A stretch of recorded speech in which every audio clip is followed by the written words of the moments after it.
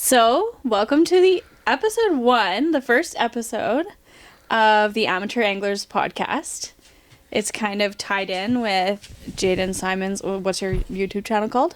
Yeah, Jayden Symonds. Jayden Symonds. This is Jayden Symonds, and we are the Amateur Anglers podcast, which is just another series that will be on Jayden's YouTube and on podcasts. So we're going to have this both on YouTube and then on streaming services, so Spotify, Apple, all that stuff. A lot of the interactions in the comments that I want to get rolling through this will be on the YouTube channel. And then, if you're watching this through Spotify or Apple, you're going to have to go over to the YouTube channel and drop a comment there to get in on the action.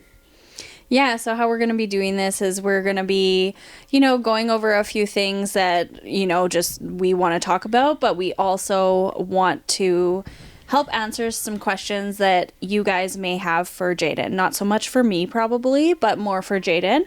And so I'd like to read those out to him. So if you do have any questions, please leave a comment on our YouTube video of this episode, and we will try and get to them. Okay, so I had a few things. Sorry, I'm on my phone here. This is where I wrote it. I had a few things that I wanted to ask you, kind of introduce ourselves, even though some people may already know who you are a little bit from your YouTube channel. But if anyone's new here, I just wanted us to go over a brief introduction of who we are. Mm-hmm. So you go first. You're doing really good. Thank you. I'm kind of excited to do this because we don't get to talk like this very much anymore. So I'm pretty excited to actually be able to sit down and talk with you about things. Me too. I'm really excited. Both with my job and then also home stuff too. Yeah, it's all tied in together, and being a business owner, entrepreneur, and family man. It's hard to juggle it all, so it is all kind of intertwined with everything. So yeah, it is important. Okay, tell us who you are. Introduce myself? Yeah, introduce yourself. Okay, so if you are new here, my name is Jayden. I own an outfitting company. I've been doing that ever since I got out of high school, really. So it's about all I know. I take people fishing. I offer really cool ice fishing trips with some really cool ice fishing shacks. And then I also do a little bit of hunting in between. And I just love tournament fishing as well. So I fish a lot of bass tournaments in the summer. I love that. I have a family. Keisha's my wife. I have 2 children. We have 2 dogs. And it's a busy life. Yeah. Lots going on. So much going on. And I am Keisha. I am Jayden's wife and currently unemployed. Currently unemployed. I've had a baby somewhat recently, but I am no longer on mat leave. I am just currently unemployed. It's really hard to get daycare in this area, so that's not the only reason, but that is one of the factors of why I'm not working right now. I'm just kind of being a stay-at-home mom for a little while, and it's been going okay. It's a lot harder than most people think, including myself before I did it. Some days I would much rather be at a job. It'd be like 10 times easier. So anyways, that's who I am. We'll get more into, a little bit more about me eventually, but I don't really have a whole lot to say about that right now, but yeah, I think you're just going to take on more of the role of the interviewer in this. I am, yes. But I do want to engage you in a few things. I've got some ideas. Yeah, go ahead. Not for today, but for later. Whatever you want. I'll try my best to answer or talk about whatever it is you want to talk about. So I wanted to ask you, for your subscribers and for your following on Instagram, that's where you have your biggest following anyways, is Instagram right now. How did you get into fishing? So that's a loaded question. Yeah. But when I was a kid, getting into fishing, I think the first actual memory I have of fishing would be when, obviously I was a kid. I was really young. I know my dad used to tell me stories about when I was really little. He would take me out on the boat and we would catch, I think my first fish was like a perch or something like that. But actually, that's the logo of the Amateur Anglers podcast, is a perch. Yeah, we should be wearing the shirts right now, We but should we're be. not. We'll do that next time. We'll wear the Amateur Anglers Club t-shirts or sweatshirts that we have next time, but Yeah, we'll throw we do the have a logo already. We'll throw it up on the screen. Yeah, we'll throw that if you're in on here YouTube somewhere. Yeah, but yeah. So my dad used to take me fishing when I was a kid. My first real memory, though, I think, trying to articulate which one was the first one, fishing on my grandparents' dock. They lived in. They lived on the water and they had a boathouse and a dock, and I remember fishing off the dock with my grandpa and catching fish. I think it was bass actually that we were catching off the dock. There was a nice Really? beach there. Yeah. Oh wow. Yeah, just like little, no big ones, but using For a like a really crankbait. little kid, they probably seemed pretty big. Yeah, and I was using like Dax as that reel up there. Those are the only reels I used to use, and then my dad took me in a bass tournament. I was 8 the first one, and he would use like reel spinning reels and bait casting reels, and I would be using I those. just want to pause you for a second. So if you're watching on YouTube, he keeps pointing at our mantle above our fireplace, and that's where we keep our son's fishing rod, and it's a Mickey Mouse fishing rod, and it's just one of those like cheap ones with like a little rubber fish on the end of it. It's yellow. It's the one where you press the button and then you can cast it. And yeah, then you let go it's of the super button. cute, and he loves it. But we keep it up there because it's not exactly baby friendly if we're not watching him the whole time. But he's getting really good. Yeah. Anyways, sorry. He actually Getting a drops little it and off track. reels it in, but Yeah. So my dad took me in a bass tournament when I was 8, and I only used to use, or I insisted I use one of those reels, like one of those rods, and that's what I used. So really, really young, fished in a tournament, loved the competitive part of it. I really like fishing in general, but I'm also really competitive, and I really, really like that part of it. So that's what really got me hooked, and then everything just kind of spiraled from there. That's perfect. I don't know what to say. Sorry. I just mean like that's really great. That's a really good answer, but it's also just like really nice to hear that, you kind of grew up, your grandpa taught you a little bit, your dad taught you a little bit, and you just really started getting into it from those experiences you had with those people. So, the next question I had for you was, how did you get into guiding? Guiding was actually something that I got into through high school. So Kenora here, where I went to school, had a really cool program. It's like a dual credit course. A lot of dual credit courses are more so with like your trades, so like carpentry, mechanics, things like that. This one was really cool. A guy by the name of Scott Green in town, he was the teacher at the college that put this all together. So we would do in a high school semesters, like, I don't know, what is it, 4 months, something like that. It was from, Honestly, I don't know. I don't know, the end of Probably like, isn't it the end of January till June. Yeah, so February till June. Okay. And I went to the college for 2 months to do some cool classes there. We did like food safety, first aid.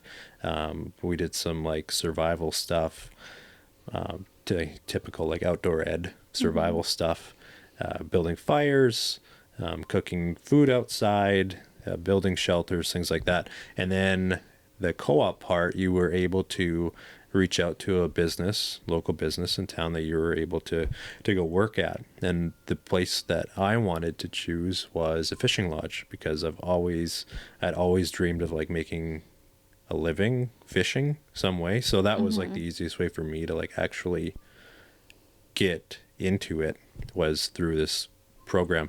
And I originally just signed because I was like 15, or no, I was 16 at the time. Okay. So to That's like, pretty young, yeah. yeah, so to like go through the school and get a co-op program at a fishing lodge, you're typically not going to be a fishing guide like your first day there, right? Right, definitely. So I signed on to basically just do like the grounds and be the dock boy, tie boats. And the second day that I was there, one of the guides, he didn't show up. Oh. So I How was convenient. put into a boat, and then I never looked back. That's really cool. I didn't know that part. Yeah. And the first, I don't think you ever told me that. like the first day that I guided, it was Yeah. with, his name's Terry McBrayer. He had gone to that lodge forever. Really, really experienced person with the lake. Definitely demanding. So he was like the most demanding person, and I think I was put with him on purpose Okay. because I was the youngest person there, first day guiding ever, put with like the most demanding person See if you could hold that I could up. possibly have. And the week went well, and yeah, like I said, I never looked back. So Wow. Well, you made it through. I did.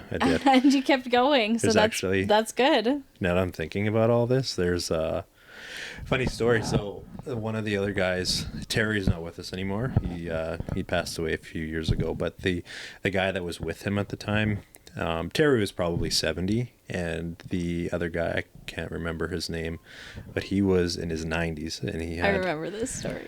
he had some bad. This was going to be my next question. Yes, so he had some bad knees. Oh, no. This is probably like the most memorable guide story I ever have, ever. And it was your first time guiding them. Yeah, first. Not the first day, though. This was the second day I guided ever. So the first day was fine. Found fish, caught fish. I like did it. It's like sweet. Yeah. And then the second day, yeah. Well, the first day this all kind of happened too, but not the part that I'm about to tell you about. So he had some bad knees. He needed like help, like to be lifted into the boat, and then we would sit him down in the chair, and he would fish from the chair because he couldn't stand. You know, sometimes or every day actually we would go for shore lunch, so we would need to lift him in and out of the boat again. And you know, for number one, obviously we would need to pick him up in the boat. Me and Terry would hold each of his arms, and then he would just pee down the paddle into the lake because obviously he can't lean. And this guy was probably 6'3", 6'4", very, very tall man. And I think you kind of jumped into that like really quick there. You didn't lead up to it. Like you didn't explain that he had to go pee, and so then you had to help him. Like, yeah, so that was the easy part. Pee was easy. oh yeah. When number 2 came, that was the hard part. Okay, you have to go into detail as So imagine 2 people. if you don't like this, skip ahead. But like, So you get- imagine 2 people. One guy's 70, one guy's 16, the other guy's 90. He's a massive man. He's like, I don't know, 250 pounds, 6'4", let's just say, for the story. We have to pick him up, and me, this little kid, has to grab this paddle, and we have each of his arms over so that he can like basically squat, because we can't put him over the gunwale of the boat. If he falls in, like, he's gonna die. None of us are gonna pull him out. So we grab the paddle. He's basically like half squatted in the boat, but at like, imagine this guy's very tall. So the gunwale of the boat is like here. This guy's butt is like way up here. He as he's squatted down, he's like holding the paddle kind of, but I need to help to make sure that number 2 doesn't drop into the boat. So we get the wedge of the paddle, like the end of the paddle, kind of wedged in between his undercarriage, and then pointed towards off the side of the boat. And my hand is like, it's not like there, but my hand is like kind of in front of him where his hands are, just to make sure, because he's very weak. yeah. Like he's 90, so my hand is like right in front of his crotch area, and I'm holding it, I'm trying to look away, and he does his thing, really weird sounds, but I have to like look to make sure that it's going over the edge, so I do. God. And it's not what you would hope would be just like a nice solid like a turd just rolls rolling. down. It was like a Dax poop. that kind of got stuck halfway down. Oh, and then the rest would roll and slither its way into the lake. And then I would have to wash the paddle. This is so graphic. And put it back in my boat. And it only happened once where you had to do it on the boat. But why didn't you guys go back? Like, was it emergency? we were like 45 minutes down the lake. Okay, why didn't you? And were there no beaches? You could like walk and get onto the like land. that's like a harder process. So that was what was decided needed to happen, and that's what happened. That's wild. Like, that's not something that all guides have to experience, though. Like, that is not. Maybe. I don't think so. Not like, everyone, that is but not... I'm sure there's been some, for sure. There's a lot of people that have guided a lot longer than I have, too. Like, I'm still pretty young. Like, I just know some people just would not do that. Like, you know what I mean? Like, some guys would just be like, absolutely not. No, I'm you have not to. helping you do that. And this old man, like, he's helpless. You have to help Well, him. I understand that. That poor old man, too, though. It was probably just like... Yeah. He kind of had the mentality like he didn't care. It was just like, let me go He's so I don't just- shit my pants. Yeah. And you have to remember, these people are also very wealthy. They've been coming up here forever. So maybe he's done they this have before in the boat, too. different mindsets and different personalities than your average person. But still, though, I feel like that is... Anyways, that's a hilarious story. And You got more? I have a lot more questions, yeah. So the next question...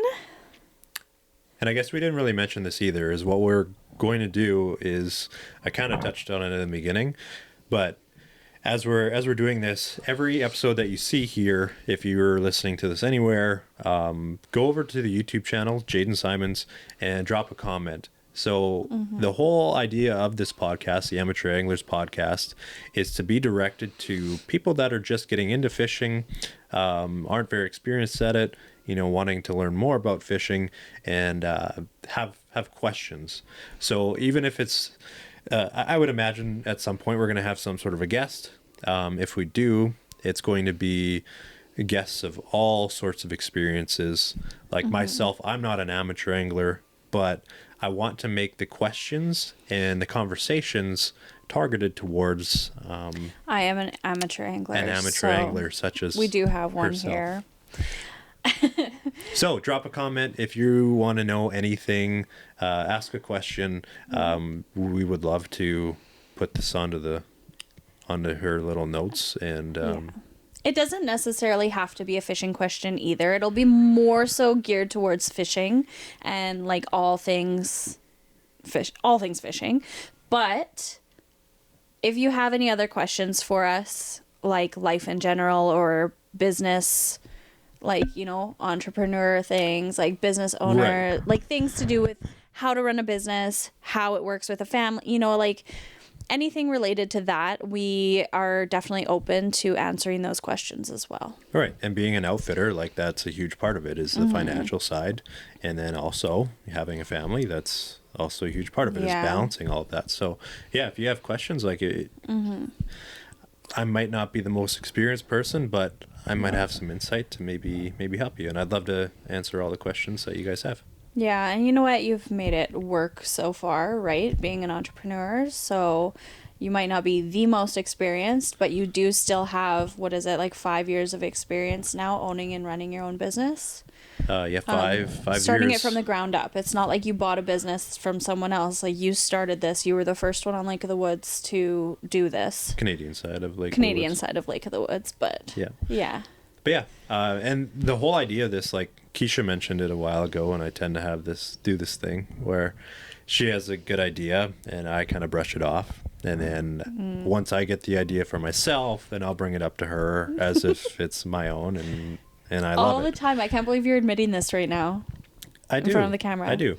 But the real reason why this all came about was a buddy of mine, Braden. He texted me last night, 2 nights ago. I can't remember what it was. I think it was last night. But his brother Trenton, he wants to get into fishing a lot more, and he was asking about bass tournaments. And like I said earlier in this, is I love fishing and bass tournaments. I love the competitive side of it. I love learning, putting myself up against other people and trying new things. So he was asking me some questions about that, and he was mentioning that Trenton wanted to ask me some questions, and I figured we've been toying with the idea. I'm stuttering. We've been toying with the idea of this for a long time. And a very long time. Wanted to do this. Almost 2 years now that we've been wanting to do something like this. Yeah. And finally kind of clicked in my head just the interactions of amateur anglers, hence the name of the podcast, and trying to deliver some really good information to people who are just trying to get into fishing by answering your questions and by telling stories about how I got into fishing, how you're getting into fishing too. A little bit. Yeah, not nearly as much as me, but you don't have to be as hardcore as a person like I am. No, you know? And like if you have questions, not necessarily even to get to a point where you're doing tournaments, it could literally just be like, how do I catch a fish? Exactly. Like, how do I where do I even start? Tie a lure on? Yeah. You know what I mean? And if it's something that maybe that question that I just mentioned, like how to tie a lure, like Jayden could probably go more into detail on that in like a fishing video, but we can try and explain and answer the question as best as we can on the podcast too. Some comments might, merit an actual fishing video that I'll post on this channel as well. But either way, you're going to get your answer. But yeah, I'm going to really try to make a point of answering all the questions through the videos and through the podcast where possible. Yeah. But I guess you have some more. I do have more. You just went on a tangent there for a second. But it's good. We need to get that point across. But the next question is Jayden. So this episode is really just a lot of like backstory on you. Did you have any jobs before starting to be a fishing guide? And if so, before or like during the co-op time in your life, like high school? If so, did you have any jobs before being a fishing guide? And if so, what were those jobs? Yeah. When I was a kid, I always wanted to make money somehow. So I always used to have like little juice stands and stuff when I was a kid. And then I got a paper route. I don't know how old I was. But that didn't last very long because it was only like 10 cents a paper or whatever it was. And my paper route was like 36 papers. So I made $3.60 every afternoon. It was not for me. But when I turned, I think it was 13, I got a job at a gas station. So I started pumping gas. That's how I got into it. And then I quickly moved inside to run the tail and the inside. And I learned, just how to run the store in there. And then after working there for a couple years, this was the spring as I was doing the co-op. So up until the point where I got the job at the lodge, Brian Gustafson, who owns Lake of the Woods Sports, came into the co-op gas station that I was working. And he had a Mercury sticker on the back of his truck.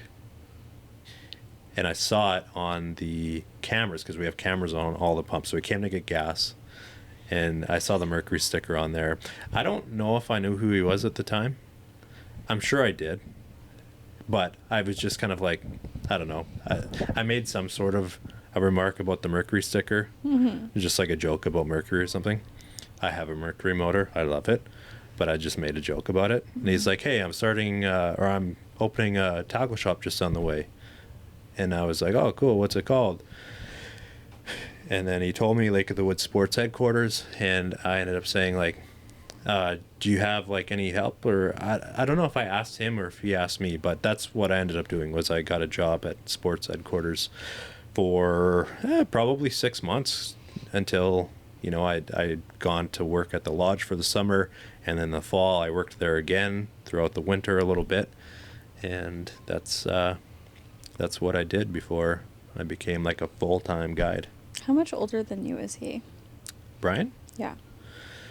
Oh gosh, 10. Do you know how old he is? Yeah, he's like 10 years older than me. Okay. Maybe a little Yeah, about 10. Okay, so Somewhere he in was there. quite young then He too was, when he was opening that up. yeah, I remember, like, I just watched a video that Rapala did on him, Mm-hmm. and I think he mentioned he was like 25, 26 Oh, okay. when he did that. So And like that your was, age now. yeah, and it was about, Yeah. I was, 10 years younger at the time then That too. makes sense, yeah. Yeah. Okay, cool. That's Cool. very Cool. cool. Cool. Okay, cool. Why do you always have to make fun of me? I don't know. It'll just be a part of it. Because I do in real life too. I know. That's just how you are. Chin's itchy. This is real life, so. Do you Yeah, have been like at home. do you have any job experience or any experience like outside of that pertaining to the fishing industry, outdoor industry or anything like that? Or you're pretty new? No, I don't think I have. No.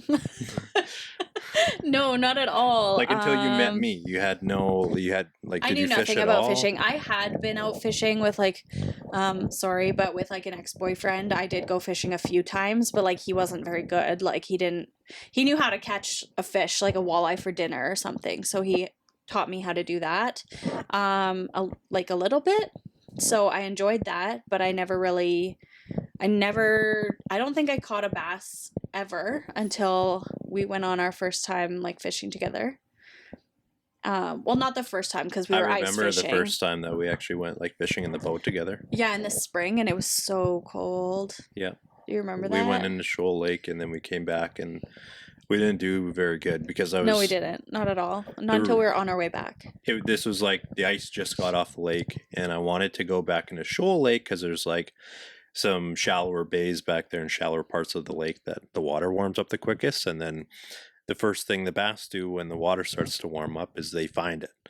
So it just wasn't progressed far enough for that to happen yet. A lot of them were still deep. Well, like you were catching them. I just didn't catch any when we were in there. Did you I? caught a few. Did yeah. I? Oh, okay. Yeah. I did. But it was like pretty slow. Mm-hmm. They hadn't, moved up as a whole yet. So Mm-hmm. we came back to Lake of the Woods and we fished one of the colder water areas where they come up a little bit later, and we caught some deep fish, and that's what I really like to do is. Yeah, you just like told me, okay, drop it down. We like just jigging, and I caught my first bass, and it was, I believe, it was 3 something. Like it was a good size. Yeah, it was close to like a 4-pounder. That was your first bass. That was my you've ever first caught? bass. It was pretty exciting. Yeah. Yeah, So, but I guess it's winter now, so we should probably talk about ice fishing stuff. well, I'm going off Yeah. script here because I think that's more natural and I like that better. that's fine. So the first time that we went fishing, like ever, like our first date was in an ice castle actually. Mm-hmm. And then the first time that we went fishing ever was that when we went to the Angle. Was it the Northwest Angle? Maybe. I think it was. Oh, yeah. So in Kenora, we have Lake of the Woods. We have some really cool ice road systems, aside from mine, that go from Kenora, like in town, down to the Northwest Angle, which is in Minnesota, so the United States, obviously. So we have some really cool ice roads that go from Kenora to the States, bars, food, and it's a cool little trip. So we took the truck all the way down. It's like an hour and a half drive, and then had lunch, came back about halfway, and then we caught some fish on Yeah, our we way got back. some really nice walleye on our way back, actually. Yeah, it's a spot that I fish a lot in the summertime, but I think, I had, obviously, our first date was in the ice castle. I think I only had one at the time. The next Yeah, year. you did. That was your first year having the ice castle, but it was a few months in, like you had already had it. I don't know what month you bought it. We started dating in February, but I bought it in November, and then obviously had to wait until right. January to put it on it the was lake. still very new, so you didn't have it booked out very much at the time. Yeah. You did have a few trips booked that year, that season, but it just wasn't super full with, bookings. At the time, you actually still had it on Airbnb as well. Yeah. Which you don't do anymore. But no, it was cool. Yeah, that was a pretty neat first date. I mean, it was pretty simple for you, but for me, that was really cool experience because I had never been out in something like that before. I've been in like, my friends' parents, like ratty old fishing shacks when I was a kid, like, but it had been such a long time since I'd done anything like that, and this was totally different, obviously. So I remember the yeah, it was first pretty cool. time that I brought it back from the States. Like, nobody had these yet. Yeah. Like, this was It like was a very new thing. yeah, this is like one of the first ones that ever been in Canada, which is crazy because they've been in the States for like 30 years. Really? Yeah, I think early Like 2000s, they've been maybe they 20, weren't quite as nice, 20 but they years. have had them for But the a whole long time. concept of a wheelhouse with the suspension that drops down and you can have like the kitchen and a bathroom inside, that's been around for like 20 years.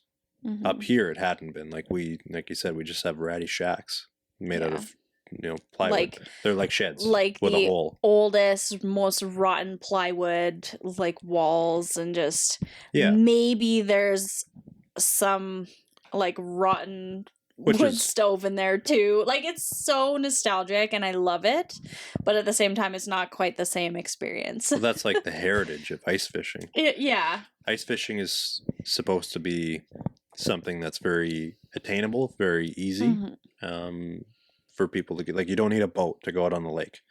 You don't need a whole bunch of fancy gear. You just need to be able to punch a hole through the ice and fish. But you don't even need a tent, really, right? Like, if you have a bucket and you have a nice fishing rod and something to drill the ice, even a hand auger or something, that's not exactly fun, but if you do, like, it's a pretty inexpensive way to start fishing if you are looking into that. I think that's why ice fishing's taking off so much in the past few years. I'm noticing it myself. Like, a lot of people just getting into ice fishing are also customers of mine coming to the ice castles and experiencing that. It's also a great way to get people into it as well because it's so easy. You get out of the elements. There's no. Well, you already have the holes drilled. You have the ice castles on a spot that has fish.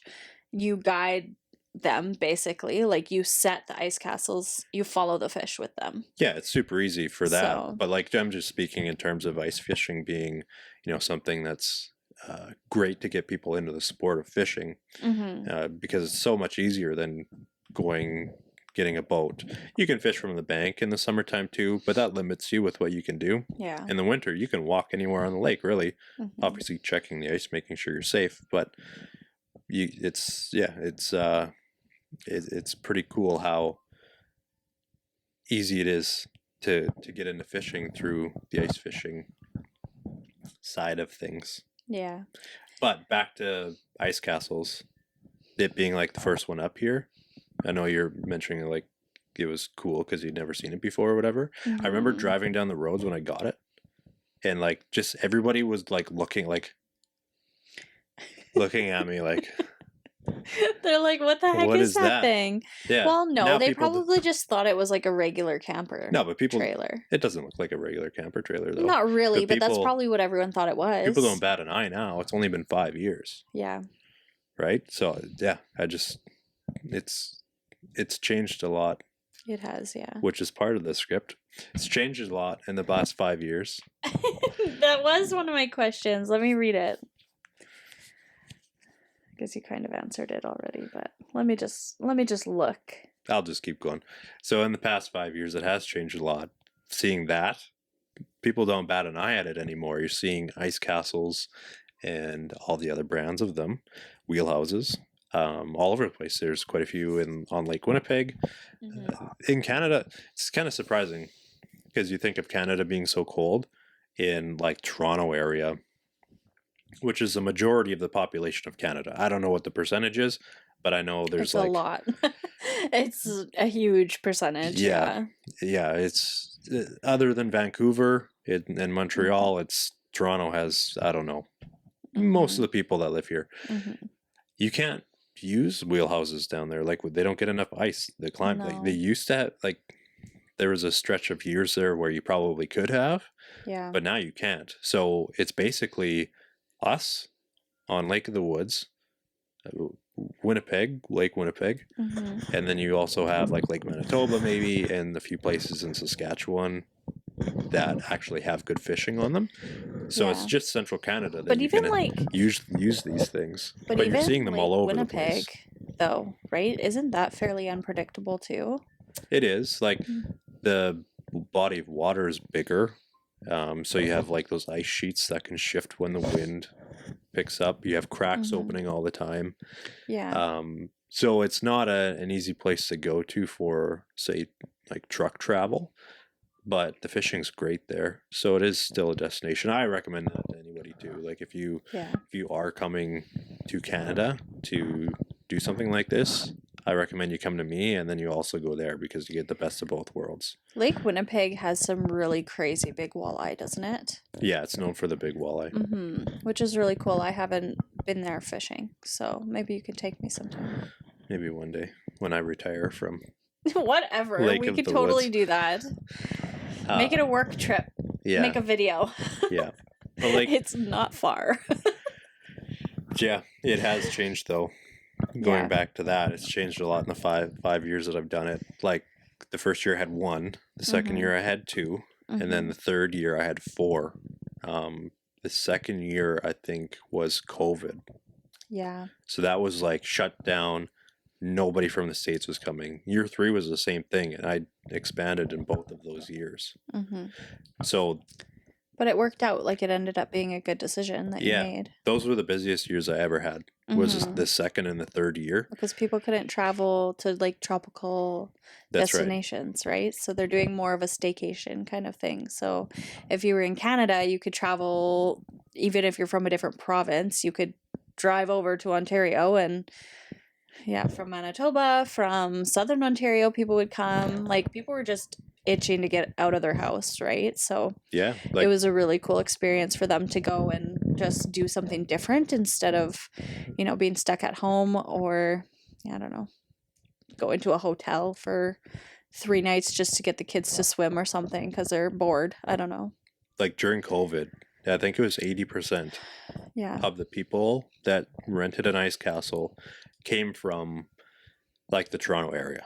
So whether Yeah. that be like, or like I just mentioned that like Lake Simcoe is a big destination for people, and they had a good couple of years there, but now they don't get much ice, and that was like, probably about 80%, 75 or 80% of the people that came were Yeah. from the Toronto area, and Which that's is actually really crazy because it's a that's a 20-hour long drive.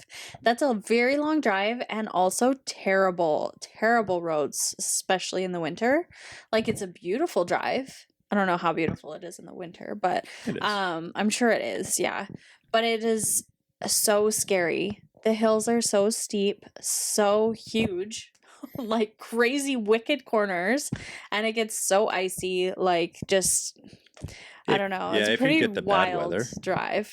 It's like driving through the mountains. I've heard It really a lot is. of people mention it's It is, yeah. yeah, but yeah, Huge cliffs and on they- either side of the road, like. They did it though, and they still do. I still have quite a few people that come from Toronto. They make the drive. Shout out James Fletcher. Thanks for coming. It's good to see you again, and yeah, quite a few other people still make the drive, like 20 plus hours to come here, which is crazy. Because if I were to think about it like us, if we were to drive 20 hours straight south, we end up in Nashville, Tennessee. Yeah, we did it. And we did that. Nashville, Tennessee. The climate there is a lot warmer So much warmer. than it is here. But then you think about just Ontario, that's the same province. Yeah. Not even on the furthest end of it. Just because there's so many hills to like wind around and stuff, it takes forever. And our speed limit's slower, but Yeah.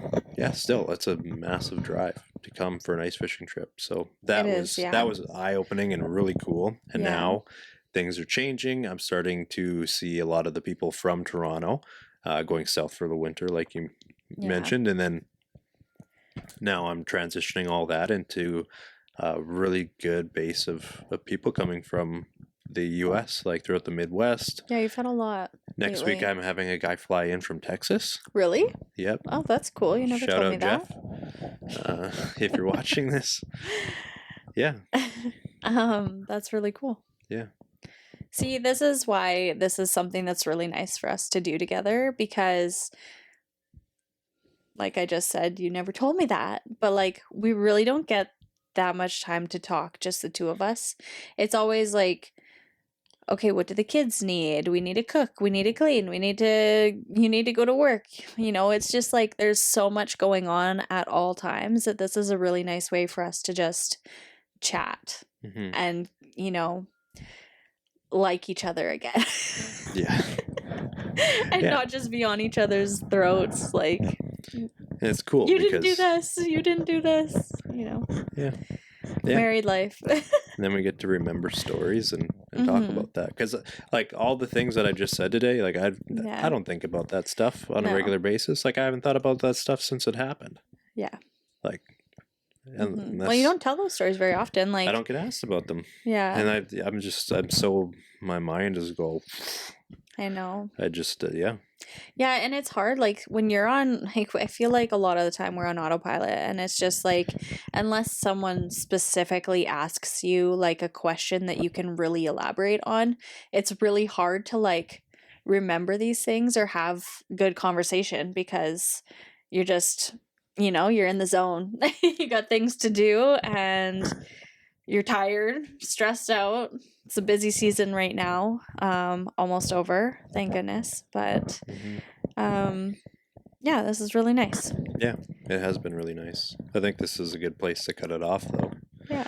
And do you want to do it like every week? I think that's kind of our plan, right? Our plan is to do it every week, but I would say count on hopefully one every 2 weeks for sure.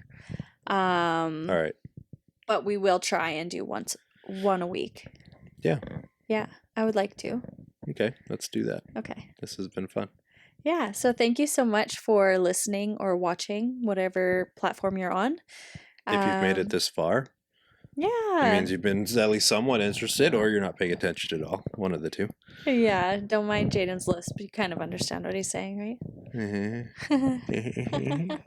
Anyways, drop your questions down below if you're watching on YouTube, and if you're not, like, if you're listening on somewhere else, head over to the YouTube channel and drop a comment. It doesn't have to necessarily. Subscribe.